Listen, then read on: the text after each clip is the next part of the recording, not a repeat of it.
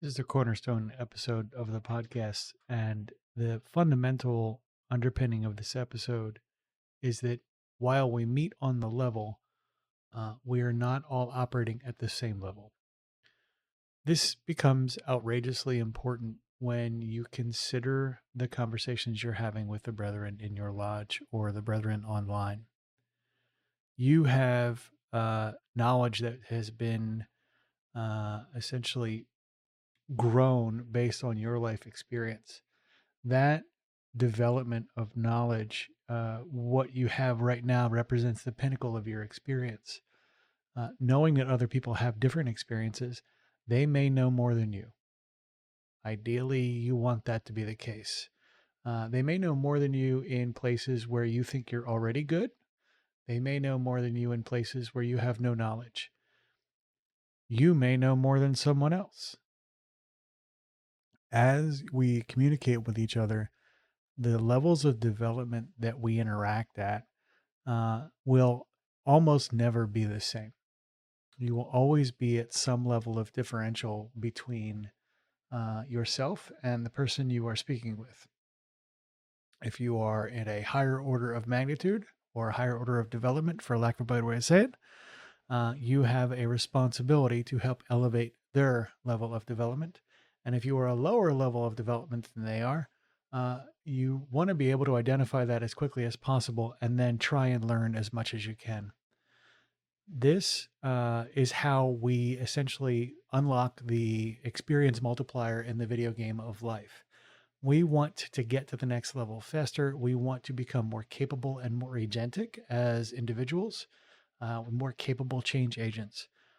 In order to do that, being able to identify when someone knows more than you or knows less than you and how to respond appropriately becomes vitally important. This is very much related to the perspectives that we talk about with putting on your entered apprentice, your Fellowcraft, or your Master Mason's apron. And how do you respond to them? You'll be able to wear all three of them at any given moment for any different reason. When you are in these situations, though, you want to always take the opportunity to take those differentials and shrink them. It doesn't make sense for you as an individual to never share what you know. You'll never grow that way. You'll never bring anyone with you. And it's a lonely, lonely life where Masons were designed to work with others. With folks that know more than you, it is never productive to be resentful that they know more than you. It is always productive to be curious, to learn more, to try and figure out what they know and how you might benefit from that knowledge, either in acquiring it or in spreading it, not in opportunistically exploiting it, just as an FYI. So when we look at these things, how do you know someone knows more than you? It's easy to know when somebody knows less than you in general, because you can kind of suss that out. If you're, really developed in music and they don't seem to understand any of the core concepts, that's easy, right? But when somebody knows more than you, it's a little bit tricky. There are some indicators that someone knows more to you, and they start with things like the vocabulary. When someone uses vocabulary you don't understand about a given subject, it becomes vitally important right away, if you don't understand a word, to ask what that word is or what it means. More often than not, it's going to be an acronym, but if it's not, again, putting on your curiosity hat and trying to find out more is going to help you determine kind of what they know and how much they know more than you, and how you can, again, figure out where to go next. When someone is talking to you and they seem to be making assumptions that are significant, it's a significantly bigger scope. It's a significantly broader assumption. You have no idea how they got from point A to point B. This is, again, an opportunity or a time where you want to investigate and go learn more. Put on that Fellowcraft, put on that Apprentice apron, and get to work.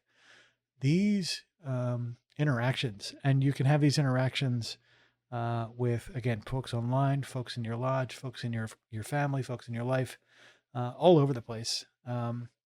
You're going to want to try your best to never let an opportunity go by where you can't pick up something new and learn from it. And as such, you'll move up the developmental ladder in a given skill set or a different knowledge domain. And from there, you'll be able to better be a change agent and create the change you want to see in the world. This is vitally important. You will, again, almost never meet somebody on your exact level because it would require them to have almost identical experience. So even folks that are in your peer group, you can learn from by asking those investigative questions and understanding essentially where they come from.